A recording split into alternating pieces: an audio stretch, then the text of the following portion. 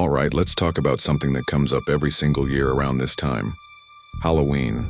The leaves are changing, the air is getting crisp, and suddenly, Christians everywhere are asking the same question. What do we do about Halloween? It's a day filled with images of ghosts, witches, and all things spooky. And for many of us, the immediate gut reaction is to just shut the door, turn off the lights, and pretend it's not happening. We see it as a celebration of darkness, of things that are anti-God. And so we think the holiest thing to do is to completely reject it, to fear it. But what if I told you that as Christians we are not called to live in fear? Not of the world, not of culture, and certainly not of a holiday centered around plastic skeletons and candy corn. Think about it. The Bible tells us over and over again, do not be afraid. In fact, it's one of the most repeated commands in Scripture. Why? Because our God is bigger than any darkness this world can conjure up. The Apostle John wrote, "The light shines in the darkness, and the darkness has not overcome it." That's not just a poetic line, it's a statement of ultimate reality. Light always wins. So, if we're not supposed to fear Halloween, what are we supposed to do?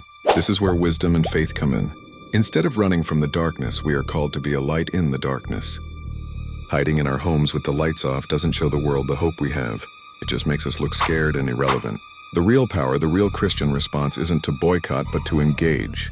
It's not to participate in the darkness, but to actively replace it with the brilliant, life-giving light of Jesus. So what does that look like practically? It looks like being the most welcoming, most generous house on the block. It looks like buying the best candy, not the cheap stuff, and handing it out with a huge smile. It looks like hosting a Light the Night party or a fall festival for your community.